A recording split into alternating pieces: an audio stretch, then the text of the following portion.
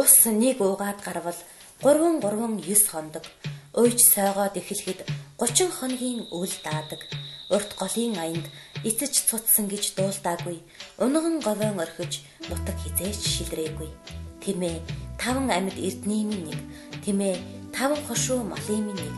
Тэмээ хангай говь нутагт минь дүүрэн бэлчиж байна. Монголын уудам цэлгэр тал бэлчдэг сүр ихт тэмээн сүргийн тоо 30 түмд хүрлээ.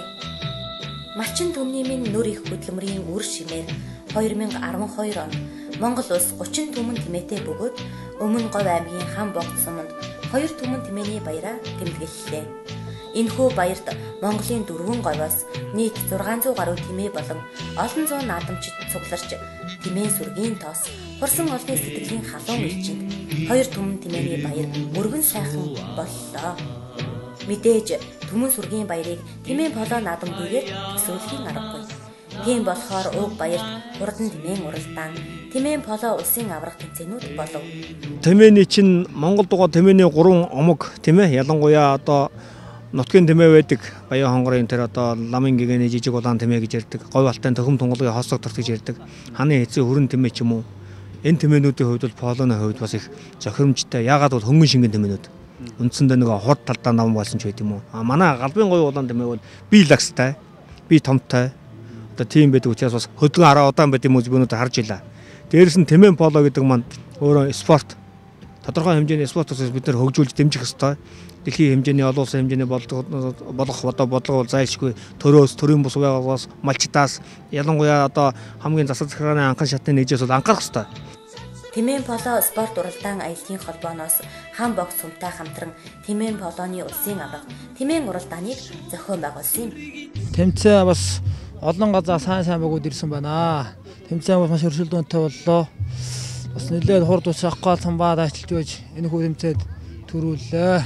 Өмнө Говь аймгийн Хан Богд суманд зохион байгуулагдсан улсын жанртай тэмээн болоод одоо амжилттай тоглож 3 дугаар байцсанд их амжилттай их баяртай байна.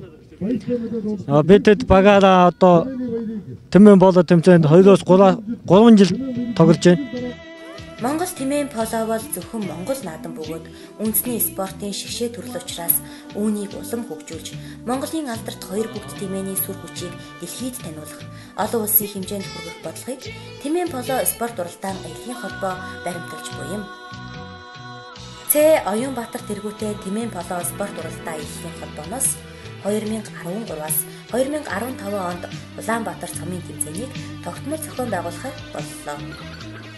Мөн тус холбоо 10,000 тэмээний наадам, 1000 тэмээний уралдааныг загварын агентлагуудтай хамтарч тэмээн дээрх фэшн шоу зэрэг бусад арга хэмжээнүүдийг олон улсын болон эх орны хэмжээнд хийхээр бэлтгэл ажилдаа ороод байгаа. Энэхүү шоугаар зөвхөн Монголын говь нутагт амьдардаг дэлхийд гайхагдсан 2 бүгд тэмээн сүргийг Генесийн номонд оруулах зорилт тавин тэмээн поло спорт уралдаан аяллаа холбоо ажиллаж байна. Өргөн орчлон дургасан өвс цэцгэн дундаас өргөс бот шавх шарилж алил хатууд нь дурлах үлгийтэй бяцхан хүүгээ бүхнөөс нь зүгээд хөдөлгөхөд дуучин хөдлөх ээж шиг бүүвэ алхалдаг. Тэмээ 5 амьд эрдний минь нэг. Тэмээ 5 хошуу малын минь нэг. Тэмээ хангай говь нутагт минь дүүрэн бэлчидгээ.